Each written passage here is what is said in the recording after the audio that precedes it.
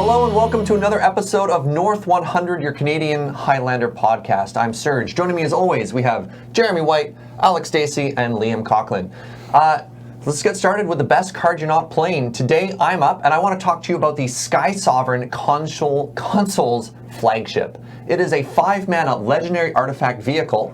It is a 6/5 with flying. Whenever it enters the battlefield or attacks, it deals 3 damage to a creature or planeswalker, and it has crew for 3. I think this card is nuts. I think this card is underplayed right now, and the kind of decks I want to see this in are probably like Selesnya aggro lists that are probably a little bit light on removal. Those lists normally only have they don't normally play the fight effects, I don't think. You might have Dromoka's Command. But yeah, they'll have Dromoka's Command. Dromoka's Command, Path, Swords. I think that's it. Council's Judgment. Council's Judgment. And occasionally unexpectedly absent. Yeah, or like a Feed Hunter, maybe, probably not. Palace Jailer. Palace Jailer. That card's also some nut secret tech. Doesn't sound that light on removal, but I'm also playing this card in Workshop Weenie right now, so I can cast it off of Mishra's Workshop or a bunch of stuff. I'm actually playing it over Batterskull as a 5-mana like artifact you can get in. The Age of Batterskull is coming to a middle. I think. I actually think people have been moving away from that card in general. I think that's pretty reasonable, actually. Yeah. This card's much more effective at closing out a game, and it's almost just as good when you're behind. what a time to be alive. Just kills the thing. I think it's more of a mid-range card than an aggro card, just because... Well, it costs 5. Yeah, aggro doesn't want to play that many 5s, and I think just the fact that it's not a creature by itself in aggro is too big of a downside. Like, you have lots of 2-power things in aggro. Well, I was going to say that like there's 2 numerals on here that sort of keeps it out of aggro, and one is 5 and the other is 3. Yeah, that's fair. The only reason this is in my aggro deck is because I can cast it off of Mishra's Workshop. Yeah, I think it's really good in the Workshop aggro deck. Yeah. For sure. I don't know. I think this card is great. I think it's a little bit underrepresented, and I think it's going to start to see more and more play. Huh. Yeah, I think it should see more play for sure. Yeah, the card's great. It's so good in the mid-range mirrors. It's so hard to deal with. Yeah. Anyways, that's my card. Today's theme. We have been reading your comments on the videos. We've been reading your tweets, and something that has been coming up a lot is, man, this format seems expensive. Do you have any like budget brews or any tips of what you can do to bring the cost down a bit? And boy, do we ever. And I think the first way to approach it is to talk about the heart of the deck of like what you want to build, and is your concept viable at budget? Jerry, what do you think the heart of a deck is? Well, the heart of your deck is the key cards to your game plan. So going back to green-white, the key cards in that deck are the 1-drop, your 1-drops in that deck. In any proactive, aggressive deck, your 1-drops are really important, whether they're mana accelerants like Llanowar Elves or early aggressive creatures like Experiment 1. Yeah. Which, as luck would have it, are all quite inexpensive cards. Exactly. So the heart of your deck is the super key cards to your game plan, as well as the cards to cast them. The mana base, I think, fits into the... Well, it's just like there's some cards that are like irreplaceable. Yeah. Like you really need a decent backbone for your deck. Yeah. And yeah, like things like elf style ramp or aggro decks are pretty easy places to start because all the important cards are so cheap. Yeah, and it'll change whether your deck is proactive or reactive, whether your deck is a combo deck or a control deck. Like the key cards to control decks are the cantrips, the counter spells, and the removal spells, whether they're wraths or single target removal spells.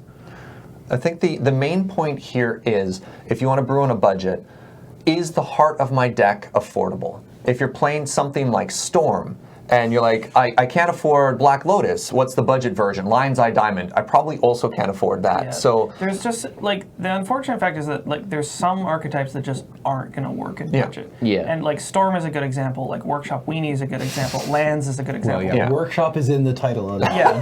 Yeah, It's just like, these decks, equivalent inexpensive cards do not exist.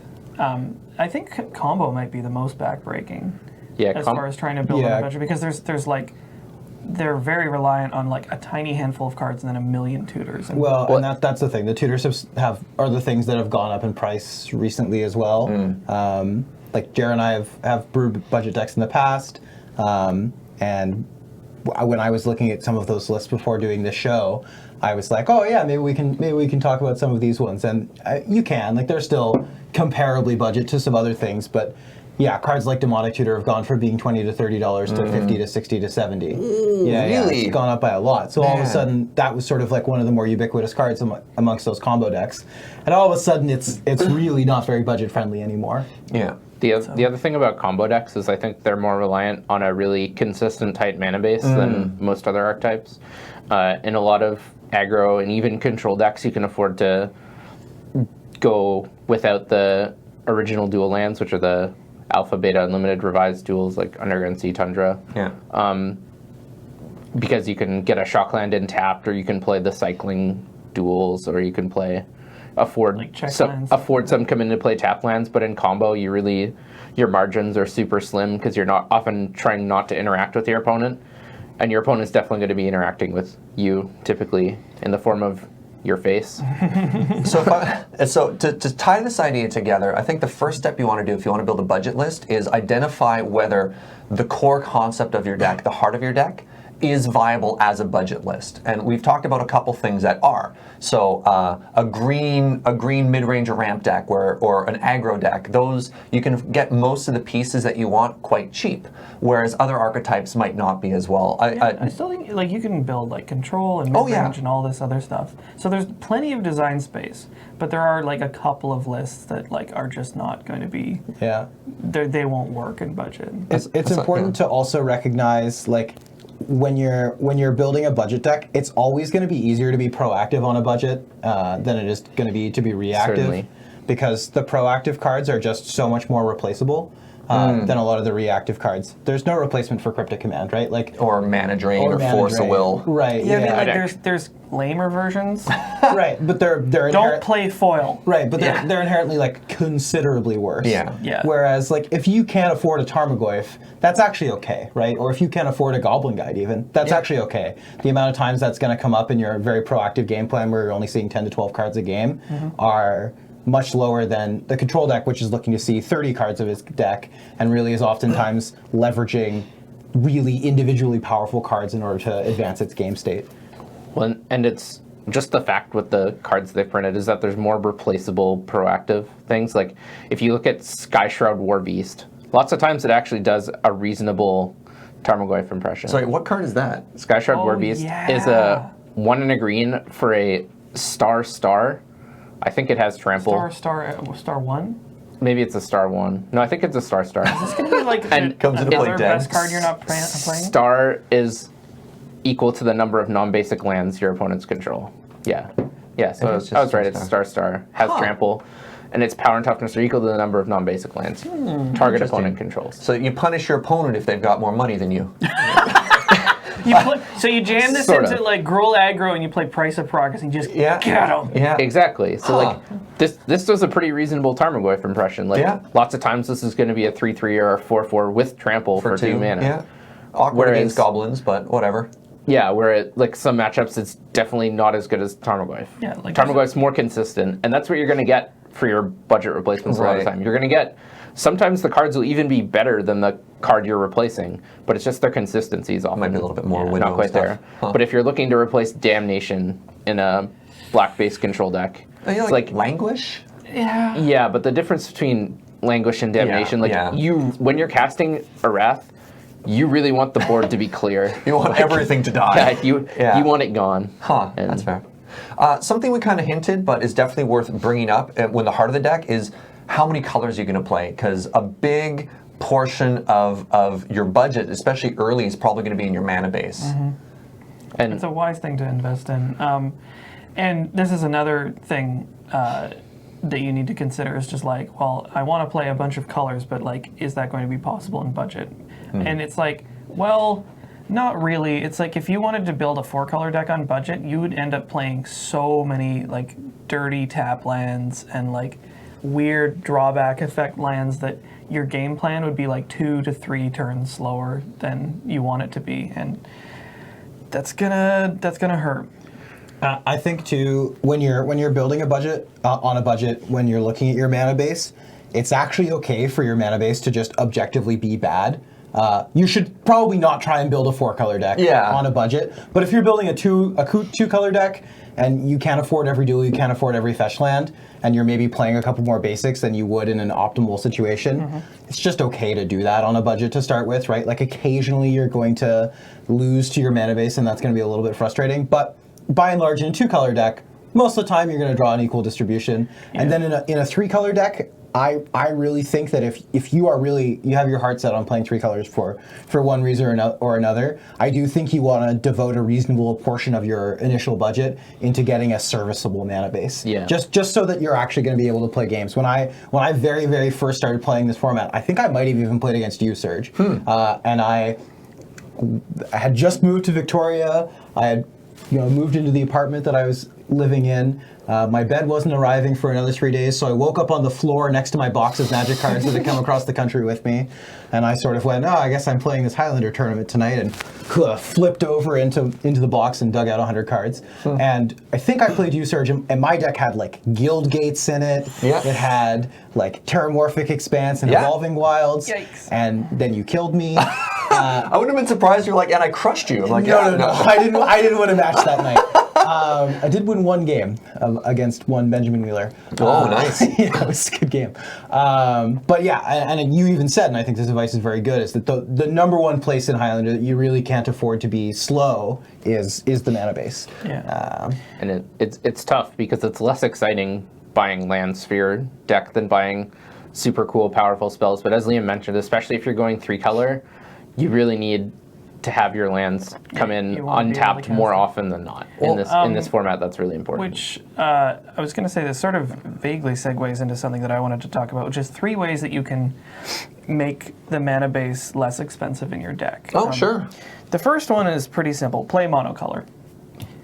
Like, that is always going to be the cheapest. Like, and there's plenty of interesting, good monocolor decks. Yeah. Apparently Merfolk is relevant now. Who knew? Play 33 islands and some other stuff. Maybe a Riptide Lab. Yeah. I don't know how expensive that is now, but it's really simple. It's a great entry point because you are going to spend almost nothing on your mana base. But 2+ color decks are more interesting. And the way you can mitigate that, one way anyway, is to play blue. Oh, this is point number 2? Point number 2, play blue. Okay. Because you get access to like Ponder, Preordain, Impulse, Dig Through Time, all these effects that let you see virtually more cards than you would. So you get to kind of fix your mana base by like rooting through your deck a little faster. So 2-color, 1 being blue? Yep. Which is interesting because blue is often the non-budget route, but on a budget you might even be able to fix things. It turns as out a a lot workaround. of the very best cards in blue are cheap like dirt. All the best counter spells are inexpensive, except for a couple. Yeah. Except for like the three classics, like Negate and Counterspell, Mana Leak. Negate, Counterspell, Mana Leak, Spell Pierce, Daze. Oh. Just like Counterspell. Yeah. Oh, right, that one. Deprive, like all that stuff. Logic, and then, not Condescend. Yeah, and then almost all the cantrip spells are also inexpensive. So Ponder, Preordain, Brainstorm, even Impulse. Treasure Cruise and Dig Through Time are relatively because they're banned everywhere. No money these days. So these are inexpensive cards that are not hard to get a hold of, that are going to just like get you through your deck, find your basic whatever the other color is, swamp, island, whatever. The third option is play green. Because green has real good fixing, and a lot of it is real cheap. Yeah. You can play Mana Dorks. There's a few Mana Dorks that produce other colors. Bird of Paradise is not expensive because it's been reprinted like 50 hojillion times. It's actually still almost $10. What? Yep. That card's still not that cheap. I miss $4 Birds of Paradise. How much is Sylvan Caryatid? Is that a budget card? Yeah, that card's a budget card. And actually, somewhat surprisingly, Deathrite Shaman, now a budget card. Oh, no kidding. That card's like $4. Yeah, awesome. Those are all really good cards. And there's also things like Rampant Growth. Rampant Growth. Farseek. Farseek. What's the 1 mana green enchant land that you name a second color when it comes into play? Utopia Sprawl. Utopia Sprawl. You have to put it on a forest, though, so that's not... But if you're base green, it's not the worst. But that one's good fixing. Yeah, so Utopia Sprawl, another great one. No, good points. So there's options there. So this allows you to like have access to a second color without necessarily having all the mana base to do it. And Also, as it turns out, in our format, playing tons of basics is actually sometimes a huge advantage. Great. Because Blood Moon exists, because Back to Basics exists. Because Price Blue of Moon is a Progress. deck. Yeah. Because Price of Progress Brew exists. Nation. Sometimes Brew Nation. Yeah. Sometimes you're actually just super happy to have lots of basics. So I have a question for everybody here, and this might be a personal one, but how do you feel on Brewing on a Budget of the Enter the Battlefield tap lands versus playing more basics? Because when we were talking about deck building tips a couple episodes ago, we talked about how fast the format is. Yeah. So fixing versus tempo. Yeah, for me, the land has to become a creature for it to be worth entering the battlefield tapped, or it has to have some clause where it could enter untapped. So like, I'm fine with playing the, God, there were so many names for them, right? Like the Tango lands, the ones that if you have 2 basics come into play untapped. Yeah. I think those ones are okay, especially because they're fetchable. Yeah. So if you do have fetch lands, they're good. But I wouldn't play temples. I definitely wouldn't play any of the Enter the Battlefield tap lands that You don't have like the no scry value. ones, eh? No, I don't like the scry ones. I don't. I think that like maybe in a control deck. Outside of I've very seen few them show decks. up in control decks I don't as think like they're- one of. Yeah, great. but aside that, I want all of my lands to enter untapped, and yeah, I would much prefer to play a basic of whatever color I'm most core than a bad dual land. I mean, it's like you can also do little deck building things, like make your spells more splashable, so that like you're not trying to hit double color in one or the other quite as much. Yeah, that's a very good point. I think that would make it easier because it's just like, okay, I just have to get one basic of this kind, one basic of this kind. The rest of the lands that I have in play are who cares? Because I'm always going to be able to cast this thing that's like 3 in a green or like 1 in a white, as opposed to like double white or like double green or something like that. And there will be cards that you want to play because they're really, really good, but you can make deck building choices deliberately to make it easier to cast your spells by having them cost more generic mana and less like color pips. That's a really good point. One thing that can be deceptive about mana fixing, and then Serge, sorry, I'll let you go, is actually casting 2 color cards and 3 color cards can actually sometimes be easier than double color cards. So like a 1 black spell is sometimes harder to cast than a 1 green black spell. Weirdly. Yeah, so that's worth keeping in mind too for deck building. But now I really promise that Serge, you can talk. I wanted to check in with Jer actually on the ETB lands versus basics before we go 2 more down the actual deck building stuff. I was gonna say I'm actually on the same boat as Liam, and I even tend to do that not on a budget. Yeah. Like as you mentioned, there's a lot of reasons to play a lot of basics in this format, and I think that's a mistake a lot of even non-budget deck builders will do. They'll either in their 3 or 4 color decks try to put in like 1 of each basic to try to mitigate the impact of Blood Moon and Back to Basics and Price of Progress. When realistically putting in 3 basics into your 36 land deck isn't really going to stop the impact of those cards. They're still going to beat you. So you either want to put in a bunch of basics, so like you have the ability to actually beat those cards a decent percentage of the time, or play no basics. And both Liam and I are big proponents of playing a lot of basics in your decks. Like all or nothing. Whenever possible, yeah. Well, I basically never play no basics. Like 5 color charms had 4 basics in it. If you get Path to Exile, it's nice to be able to get something. Yeah, I think you should basically always play 1 actually as a small deck building aside. Well, I wanted to talk about that in when you're choosing your colors. It's often very important.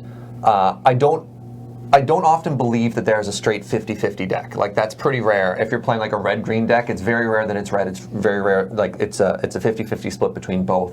Normally you have 1 base color and a splash. And deciding why you're splashing is important. Like what does that card add you? That you're taking the risk of the mana base on it.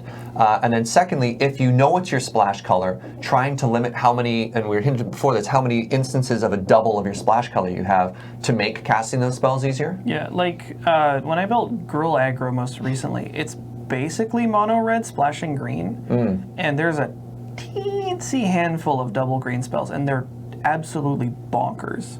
Yeah. And they have to be. Like the ones that I play are like Strangleroot Geist and Avatar the Resolute and stuff like that. Just like really massive impact cards that warrant the double color. And I keep that list very, very short. Yeah, and not always, but typically if you have double colors of your off color, your non-primary color, you typically want them to be higher on the mana curve if possible. Yeah. So like you'd 3 rather or 4. You'd rather in a low curve aggressive deck, you'd rather have 4 mana double color off color things Yeah, like- as opposed to 2 mana ones. Like, I suppose, like, 1 color is easier to hit than just color. Yeah, Exactly. way easier. Yeah, like, those double color 2-drops are not super easy to hit consistently. Well, it can also feel bad because you'll keep this aggressive hand and you're like, oh, I have all these 2-drops and you can never cast them. And then on turn 5, when you finally get your second one, they don't have the impact you need. And you're just like, oh. Rodus' last stand. This is no longer the biggest thing on the board. I think even that concept, Serge, that you brought up is important even in 3-color decks. Yeah. Oh, so yeah. In 2-color decks, you want to decide what's my main color, what's my splash. But in 3-color decks, I think you also want to do this, and especially when you're building on a budget. Definitely. It's particularly important. You want to say, what's my main color? Ideally, that's like over 50% of my mana costs are that color. And then you have a primary splash color. That one's ideally going to be like most of the other colored symbols in your deck. And then, yeah, maybe if you do want to splash that third color, like ideally it's like less than 10 symbols and maybe no double color of that of that color as much as possible. Because at the end of the day, like, you want to be able to cast your spells. Like, it's all well and good to put together this sweet list, but if you just end up dying to your mana base every game, you're not going to have any fun. This is why you don't play Temporal Extortion. I'm sorry, what? What is a temporal extortion? Black. Oh yeah, take an extra turn. Like, lose half your life, take another turn. No. Take an extra turn unless your opponent. Unless your Yeah, opponent. opponents pay it's half a their life Punisher for it. It's a card Punisher too? card. It's a Punisher card. Interesting. Don't play this In the card. same set as Dash Hopes. Huh. Or say, yeah. Interesting. I had one of these for a while. It's Yeah. not good. It's not.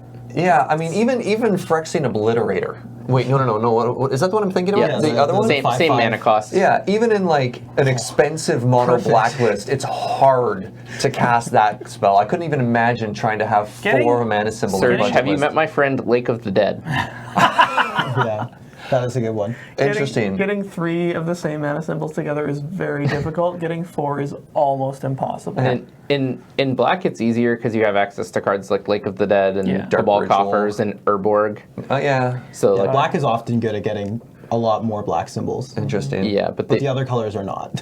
green is also pretty good because Yeah, I like guess that's true. you have 1 green, then you play Llanowar Elves, then you have 3 green, green. and then you have a million green. Yeah. You know, just the green curve. Right, and then there's a Greater Hoof Behemoth in play, and That's actually an interesting I'm question. blackout at that point. Do you think Hoof is budget?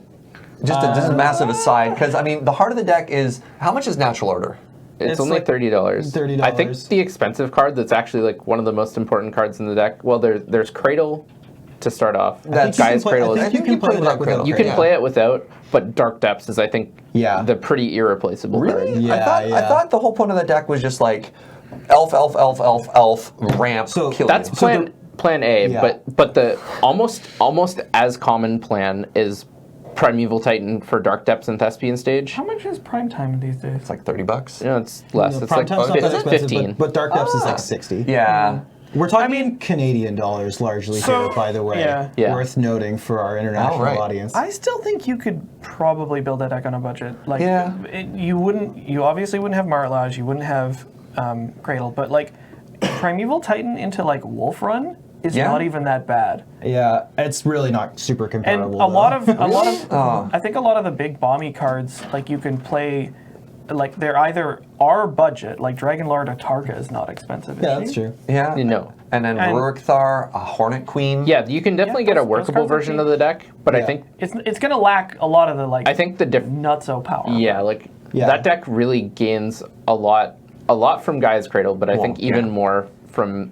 It's just because so many decks are like, the deck is like fighting on the mana ramp axis, and then you Pyroclasm them, and then they'll hit 6 lands either that turn or the turn after, play Primeval Titan, and then get Depth Stage, and then all of a sudden they're like, whew, dealt with the main threat, and then you're like, huge 6/6 Trampler, impending 2020 indestructible, and like, just that board state is so hard for virtually every deck to deal with. I actually think if you wanted to try and build a sort of green ramp deck on a budget, it would be better to go in more of like an Elves combo Yeah. direction, where you take more, like you have even more mana creatures in your deck, and you look to play cards like Overrun, like literal Overrun, and things like that. I think that if you were going to go down the I'm going to be this small creature ramp deck strategy, you were consciously not going to be able to play Cradle and not going to be able to play Dark Depths. Sure. Then I think that you might just even want to start playing like the passable 2-mana ramp elves and the. I agree. I think you could play something close to what the modern elves version is, which is like try to get Izuri Renegade Leader in play, which is a 1 green for a 2/2, has 2 activated abilities. One is green regenerate another target elf, so it can't save itself, and the other is 2 green elves you control get +3/+3 and trample until the next turn. Yeah, you just like overrun them. Yeah. So that's funny because I always sort of thought of Hoof as an elf ball deck first, and then like those are secondary win cons. I didn't realize that it kind of switched on me when I wasn't paying attention. Well, so it's not even that it's switched on you. It's that the reason the deck is good is because it has 3 game plans and they're all really good. Sure, right? okay. So the reason the deck is good is because Plan A, it has elf ball. Yeah. Plan B, it has Primeval Titan for Depth Stage. That's also pretty hard to beat. And then Plan C, it has a bunch of Planeswalkers, and those are also pretty tough to beat. Like all the Garriks or whatever. Like I had a Mathis in play, Beast killing my opponent's creatures every turn on Thursday. I drew like 7 cards. Mathis is a new commander card, by the way. It's 1 black, white, what red. Is it? I mean, I'm jaded from my experience with him. It's a 3-mana 3/3. It costs Mardu, 1 black, 1 white, 1 red. Okay. With menace. With menace. Yeah, okay. And on your end of turn, you get to put a bounty counter on a creature. And when you kill it, you gain 2 life and draw a card. So I had this in play for like the entire game, and I killed almost everything he played, and was at like 36 life and had drawn 14 extra cards. Yep. And then he played a Garrick Collar of Beasts, and I died because he drew 4 cards a turn for 2 turns. So that's the one issue. The card's called Mathis? Mathis Fiend Seeker. Yeah. Interesting. The green planeswalkers are not too expensive, are No. Those ones are affordable. Yeah. So I think that's a good sort of very quick case study on like here's a top tier deck and here's what makes it work. Like what's the heart of the deck, and it turns out you can do that. I was going to say Hoof is like an onion. It's got layers. It's got a couple of hearts. More like a parfait. Oh no. It's Just all like ogre layered now. down. Yeah, I was going to say now we need to deep fry this onion and get some bhaji. It's basically tin fins is what we've learned right now. Guys, I know it's a C-Lab 2021 reference. I heard. I received the information. Oh, no. So I think this brings us let's go to our next point, which is budget is relative. Because everybody playing has a different starting point. Maybe you play Modern. Maybe you play EDH. Maybe you play Legacy or even Vintage. Yeah, so it's I don't think many people who play a lot of Magic are coming into Highlander with no collection. And so when you're sitting there and you're like, a budget deck is $100, it's not $100 out of your pocket. Who wants to start off on this one? Well, I was actually going to say, this is just going on the case of study we were just talking about is great. Hoof is not affordable starting from 0. But if you're starting from a Modern collection with fetch lands and some shock lands, maybe you already own a Primeval Titan, and like a couple other cards of that ilk, you own some of the more expensive mana dorks, all of a sudden Hoof becomes playable on a budget, right? Yeah. You've now cut out $100 to $200 of that deck's cost, and maybe now you can kind of spring for that Dark Depths, so that you can actually play the deck in sort of its full effect. Obviously, starting from different points is going to help you immensely, right? Depending on where you start in terms of helping you decide what you're actually going to be able to build. So if you're starting with a Legacy collection, well, all of a sudden your scope is going to be bigger. I was just thinking about that. That just like triggered something in my mind, which is possibly a great way to start your first Highlander deck is not what is the deck I want to play, but what is the deck that my collection already supports. Yeah. And you're like, hey, I'm already 40 cards into this list. Because chances are, if you own those cards, you probably play that deck. Yeah, and you like it anyways. You didn't just oops it. I mean, maybe you got really lucky drafting. And no, seriously, you sat down for like an Eternal Masters and you're like, oh my god, I opened like Mana Crypt Snapcaster, and now I'm just like way ahead on this archetype I never thought about, or something randomly like that. The old Mana Crypt Snapcaster archetype. I don't know. Dude, you Snapcaster back your Mana Crypt and then you ramp? I actually think this archetype is underexplored, but I'll talk about it some other time. Yeah, so Yeah, that's a good point. I have a lot of experience of getting people in the format. I've done it a lot locally, and what you have to do if you're the person trying to get other people into the format is explain to them that it's not as daunting a task as it seems. As Alec pointed out earlier, like lots of the best cards in the format are like 50-cent commons or like uncommons. Some of them are actually shockingly inexpensive. Like I find myself pawing through like $1 and $2 bins. I'm like, are you kidding me? Staggeringly inexpensive cards. And lots of times these people are much closer to decks than they think. Like anyone who has any modern deck is like probably halfway to a Highlander deck. The first Highlander deck I ever built was actually, it started as the Gave pre-constructed EDH deck. What is it? Gave of the Spores? Guru of Spores. Guru of Spores. And that was a Abzan token strategy. And I actually made it to the finals the first time I ever played Highlander. I lost in the finals 3-1, and I had Ravduels and Zendikar fetches at that point. Like, I couldn't afford Onslaught fetches. I never thought I'd get into an Eternal format, so why would I pick up? This is before they were reprinted, so they were like way more expensive at the time.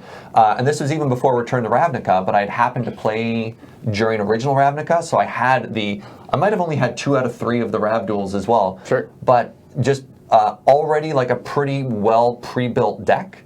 And a strategy that was viable that just like happened to fit pretty well in the meta that night, and I was like, oh, this is sweet, like easy format, I'm in. I did not do that well for a while after. There was something I wanted to touch on, which was that I did a price check on my collection recently, and it was a lot. But I'll tell you, I sure didn't pay that much for it. And this enters into the world of like trading and bargain hunting and sometimes just straight up not caring about card conditions,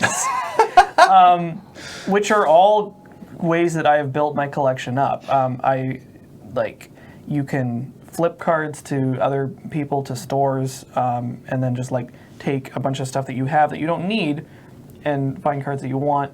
I think my favorite is bargain hunting, is that like at conventions and, you know, certain retailers online, I hear you have a good streak of dollar store finds. Yeah, well, I don't have the craziest ones, but it's seriously the garage sale discount stores. Oh yeah, those ones are actually pretty hot sometimes. Like if you keep your eyes peeled to people. GPs will often have some sweet deals as well. Like you can always ask if they have like a binder of cards that are damaged or played or whatever. Yeah, like I found cards in unexpected places, like sometimes just knick-knack shops. You'll just find like a binder or like a box being like magical cards, $1 each, and you're just like, oh, Force the Will, okay. It can happen. You do have to go looking for it, and it's not something you should rely on, but it can happen. Also just like finding cards that are really expensive, but sometimes if they're in super rat shape but still sleeve playable, you can save a bundle if you don't care about condition like I do. Like to me, if it plays in a sleeve, I don't care how messed up it is. My favorite Alex story is his irrational hate of white bordered cards. That's where I draw the line. And my like the Alex Steacy classic is the white bordered card that he's like Sharpied black around the outside just so he doesn't have to look at it. I don't do that as much anymore, many cards. You're pretty good about telling people about it, though. You're like, oh yeah, you don't Sharpied pass. this. No, I never. It's not beta. No. You don't want to try to pass that stuff off. That's important. Yeah.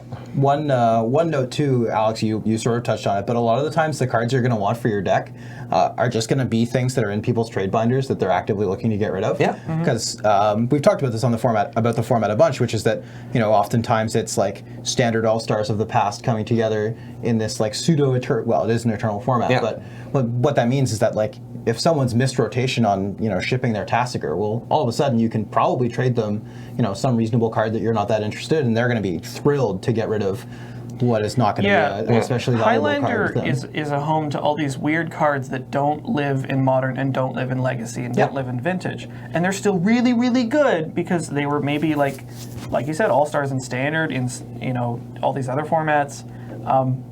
They're amazing and sometimes super cheap, and sometimes people don't want them. Anybody else have anything you want to add on the topic of budget is relative before we move on? Sort of like a closing thought on that one? Yeah, I mean... no matter what collection you have, you're always closer to your first Highlander deck than you think you are. All right, the sort of the last major point we had, and I think we can talk about this for a bit, is putting together not only your initial budget list, but then slowly adding to it. So like making a wish list, building a toolkit. So you've got this core concept of what it is, and then you're like, then what? And I especially like the idea of if you have the one deck you know you want to play, build the first version of it, but then also write down the wish list of what you want and the order to get it. Like what's the next? Sorry. Well, or even more so, make two lists, right? Yeah. Make the budget version of the list, and then make the like, if I had every card I ever wanted version of the list, and then every now and then when you have a little bit of disposable income, or maybe you're going to a GP or something like that, you can look at the two lists and sort of say like, oh, what of these cards do I think I might be able to or like, want today to acquire? Today I will pick up this duel. Yeah. And I know of a bunch of people who have built their decks in exactly that way. Actually, that's not a totally uncommon thing. Jared and I have a friend who decided he wanted to get into Highlander and had been playing Standard and at GP Vancouver. Just took his binder and went to a vendor and said, "I would like these 3 dual lands. Please take this binder." And the vendor looked through it and went, "Can we keep the binder?" And he said, "All right, sure, I guess so." So you can do it, right? Like he had been playing for a little while, borrowing cards, playing a sort of less refined version of the deck, and then eventually. Yeah, vendors are actually a really great resource for that kind of thing, because they're the ones and sometimes it's like bigger retailers. They are the ones most willing to liquidate dirt, garbage, filth cards into actual credit, and you can bring them just towers of bad draft commons and stuff like that. Dollar rares, but ideally dollar rares. You don't want to waste their time too much. Bad draft commons are harder to ship, but you can bring your junk and turn it into it's trash or treasure. Yeah. Just the card. I was going to say, we don't have an artifact in play that we're sacrificing. Okay. It's our wallet. I'm going to start with Jer here. So if you have your budget list and you have your acquire list or your dream version, what sort of cards are you prioritizing first? If you're missing any cards that you think fit into the heart of the deck, you need to start by acquiring those first. So it's often key mana-based pieces, really key pieces that will make it an immediate impact. If you see an Eternal Master Snapcaster Mage for cheaper than usual, maybe pick that up, because every time you draw it, Snapcaster Mage is gonna make a big impact. It's if I was building some sort of blue X deck, I would probably try to pick up a Jace the Mind Sculptor before I tried to go for a Mana Drain. Definitely. Because Mana Drain is super crazy expensive, but it's just it's a counterspell. It is just counterspell 80% of the time. Yeah, lots of the time it's not going to do anything different than. But nothing else in the game does what Jace does. Exactly. So it's just looking at what pieces will actually make a big impact, as opposed to the small upgrades you're going to collect throughout the future. Yeah, for me, I have a similar approach to Jared, but I would look to do things in sort of this order. The first thing is that you want to make sure that your deck does a thing. Does your deck do a thing? In the games where you draw, where your mana base comes together, does your deck do a thing? If the answer to that question is no, okay, then you need to upgrade that portion of your deck. You need to find more things to put in your deck. But if your deck is let's say you high roll your mana base, you draw perfect mana in a game, and your deck works. Okay, if that's the case, then that means it's time to upgrade the mana base, and we can worry about making the thing that you're doing more powerful secondary. So for me, I would really prioritize upgrading the mana base, with one exception, which is that I think that you can avoid acquiring the Alpha Beta Unlimited dual lands till very late in the process. Those ones are fetches before duels. Yeah, definitely fetches before important. duels. In fact, I think fetches are sort of the most important lands. Actually, especially now that they've printed another cycle of lands with basic land subtypes, you now have even more things you can fetch for. So I think you want to upgrade your mana base. You definitely don't have to buy duels. I see a lot of people kind of who find that imposing, right? Who say like, Yeah, you like, guys are talking about moxes and duels and power 9 cards, and I'm never going to be able to acquire those things, and that's okay. You can always play a deck that doesn't have those things. I lost to one on Monday, right? Like, someone was just playing. We were playing the blue-black combo mirror. My deck had Underground Sea in it, and his didn't, and I can tell you who won, and it wasn't me. This is fine. You can do that. So yeah. That's sort of my priorities. It's worth mentioning that almost a month ago, we had the first live-streamed Canadian Highlander AFK event here at the Moonbase. And our boy Bengineering won. With the least expensive deck. With a budget blue-red counterburn list. Exactly. Yes. He was playing the classic blue-red rare binder. Which is an excellent archetype, and I don't say this to be disparaging. I really don't. But that deck is great, right? Because the core idea is that I have like Blood Moon in my deck, and I have some counter spells, and then I'm going to kill them with. Who cares? My rare. Something, right? I've seen many iterations of this deck. I've played this deck. I've killed people with. It's maybe your most played archetype. It might be. With Shore Crasher Elemental and Master of Waves is. Hypersonic Dragon. Hypersonic Dragon. No, that was Jordan Spence who killed people What with did you call it? Did you call it blue-red, my draft binder? No, rare binder. Blue-red rare binder. That makes me so happy. Yeah, like I've seen people kill people with like Invisible Stalker and Rune Chanter's Pike. Oh yeah. Like Blood Moon, counter spells, removal spells, something is a perfectly reasonable, Just perfectly win reasonable. con question mark. And it turns out actually that archetype is playable with like 35 basics. You really don't need a super expensive mana base. Like obviously upgrading it's going to help, but you really don't need to. Counterburn is probably like one of the better entry-level inexpensive. Yeah, you can build it's one I would recommend pretty highly. Which is funny because then the top end of the deck, it's like good. Yeah. And then you get your ancestral recall in there. Yeah, and then have I mentioned lately this episode how much I hate Blue Moon? I think I want to bring this up every episode right now. The deck just makes me so sad. I may have had a dream about Blue Moon this morning. It was weird. And that's like hate out Serge's decks.deck. Well, it's because Serge always plays a lot of colors or not many basics. And Serge likes lands that do stuff. And Blue Moon does not like lands that do stuff. Yeah. No. I have a suggestion for you. Have you tried not playing against Blue Moon? Like, I show up to the tournament and I just go like, I'm not playing against Blue Moon today. It's just not going to happen. And then like, I don't know, 80% of the time it works, and the 20% of the time it doesn't, I lose, and that's fine. I don't have your kind of luck. All right, your initial budget list. So we talked about that one. We've talked about adding to that deck over time and stuff like that. To the brewers out there, what do you guys think about the toolkit? Love it. Yeah. The toolkit is the idea that I'm going to pick up a bunch of staples for different formats. I'm never going to dive too deep into one archetype, but I'm going to pick up the basics of a lot of them, and that way I can switch out pieces. I mean, you're talking about the exact way that I built my collection, which is like, I just pick up singles that I know are good or I think are good. And if you got a deal for them, whatever. Yeah, or maybe if I'm just like, oh, that card exists. Better get one. I mean, the best card we're not playing segment of this show is real bad for me. I guess I need one now. Cheap options I know, so far. it's just like I just have to get it. You activate my magpie impulses. It's worth noting that this method is the most long-term focused. Yeah. And also probably the least budget friendly. Like you're going to spend the most money doing this probably. But it still works. Still a perfectly reasonable way of doing things. And you can sort of like hone in on one type of deck where it's just like, I'm building this deck and I want to get all the cards that could potentially work in it so that I can adjust the configuration, because there's various different strategies that you could explore. There's lots of meta calls. Like I was talking about my Grolaggro deck where I jammed in every single anti-life gain spell, and that turned out to be not a good meta call. It's like, I wish I had all the anti-artifact spells instead. And just having those cards accessible so you can be like, I can feel it in my bones. People are going to be jamming Time Vault today. Better put in my braid. Yeah. And they've printed enough cards that you can definitely have a budget toolkit for your deck as well. Like you can have certain, as Alex said, like you can have, if lots of people are playing Time Vault or you're seeing Madcap into Platinum Empyrean all over the place. It's gonna be okay.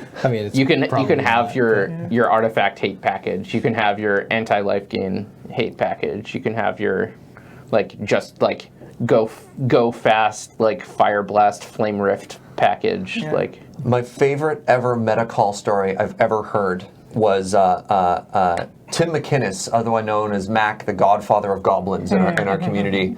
One time was just like, I'm feeling Ghost Flame. I need to put Ghost Flame in my deck, which was one of the first colorless burn spells. Yeah, you should probably tell people what this card says. Yeah, so Ghost Flame, is it 3 mana? 2 in a red. Two in a red For a 2 damage burn spell 3 that's damage. colorless? Three damage.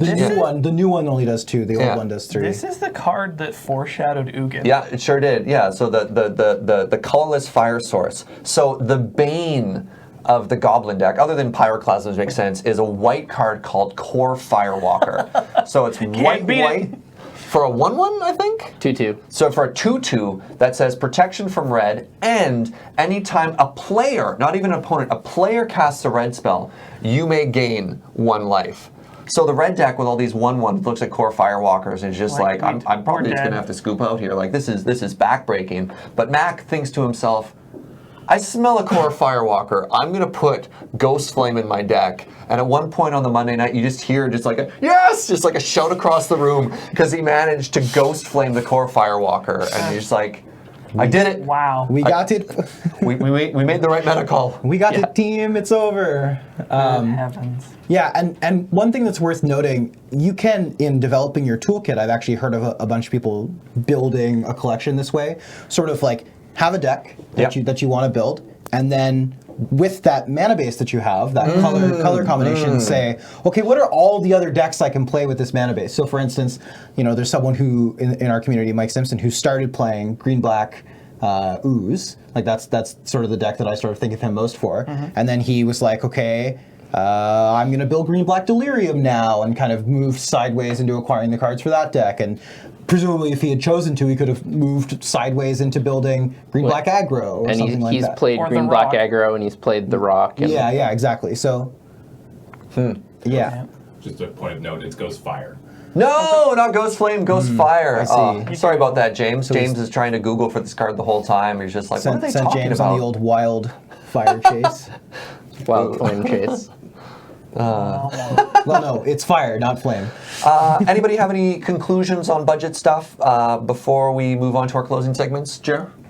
No, I think we covered everything pretty well. I think it's good. Well, I mean, just like piecemeal, or just like there's options out there. This does not have to be inexpensive format. Yeah. Highlander's Yeah. great. You Or at should least- play it. You can always do it. It's possible. Yeah, I guess we a believe in you. A successful way a lot of people have done it is they've allocated themselves a Magic budget for every month, and then they just like acquire all the cards they can within that budget for a month. Like you don't need to see the $1,500, $2,000 price tag and be like, oh no, I'm never gonna get this. But like if you have like $50 to $100 a month, you can get there eventually, and you can get to a playable version of the deck pretty quickly. Yeah.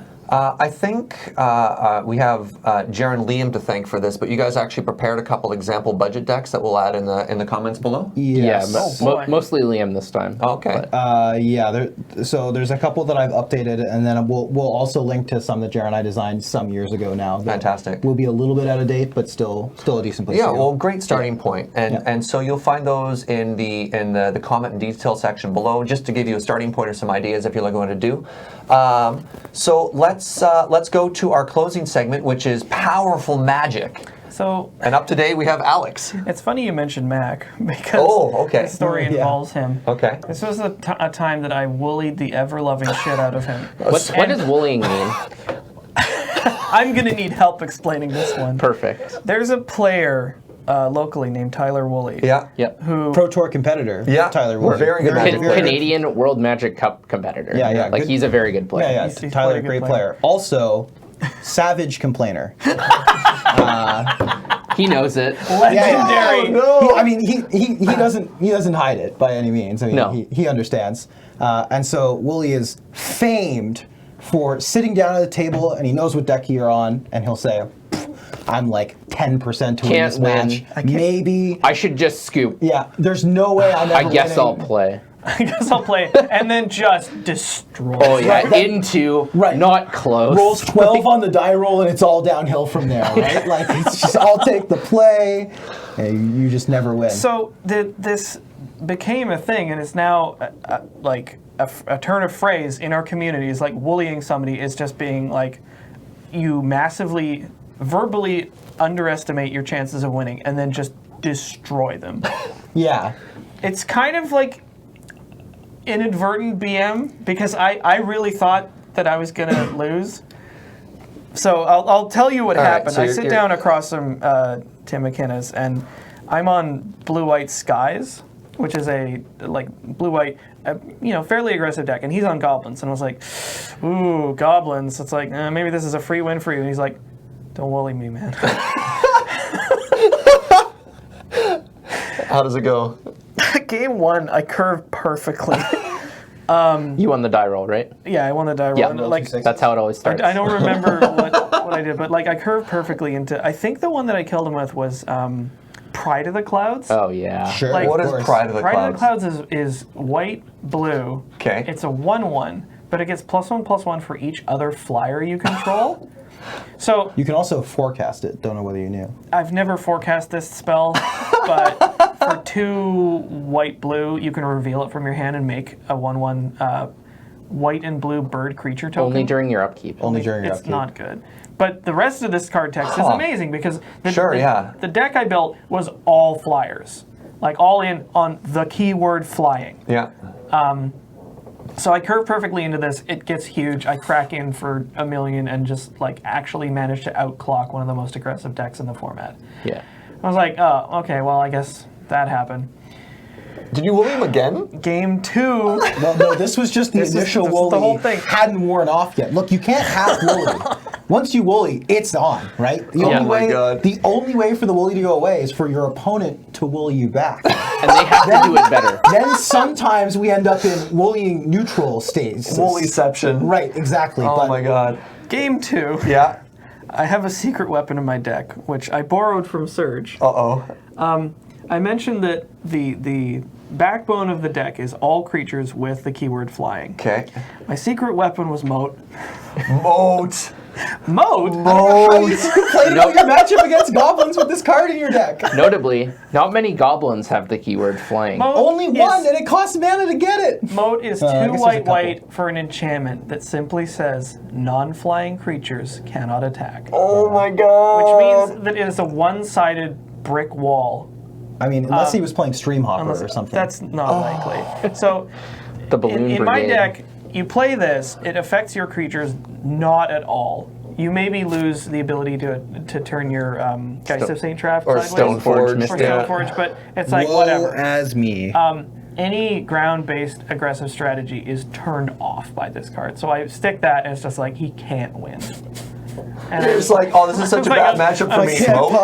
Moat! Go to Oh. sleep. Oh, you woollied him so I bad. felt awful. And so the reason Alex thought the matchup was bad to begin with is that like he's all in on flying creatures, which traditionally have worse power and toughness ratio than They're very ground For the creatures. cost. Yeah. Not good And- blockers. And in any game where he doesn't draw Moat, it's just going to be a race. Like he's not going to interact super meaningfully with goblins. Goblins not going to interact super meaningfully with him. They may have on removal spell it's here a and hockey there, fight matchup where we just grab each other's lapels and start feeding each other shots until one of us falls asleep. but yeah, And he's got a bigger fist than me yeah, because it's goblins. yeah. But You managed to get the jersey over his it's head. got Wow. Well, that is painfully powerful magic. that's the one you don't feel so good about afterwards. Well, and woollying's weird, right? Because there's the unintentional woollying, which is what this was, right? Like Yeah, Alex I legitimately felt this. He I felt really like thought I expressing, couldn't win. Yeah, that he couldn't win. But then there's the like super malicious, deliberate woollying. That's BM. Oh, no, That's no, really you like- never deliberately woolly. No! Don't be a woolly. Don't Unless you're be Tyler Woolly, in which case we actually like you and don't take this personal. Thanks, Tyler. You shaped our local medicine. Oh, good. Well, I think with that, thank you for your story. We'll call this episode to a done. I want to say thank you to the viewers and thank you for your support, because without your support, we couldn't do this show. All the support at the Patreon at patreon.com/LoadingReadyRun lets us make us lets us make this podcast and a lot of the other things brought to you by Loading Ready Run, so thank you very much. Thank you to everyone who's on the show, and thank you to the people for the comments and the tweets for letting us bring up this topic. Let us know what you want us to talk about if you have any other questions. We love engaging with you guys. Yeah. Yeah. Thank you very much, and have a good one.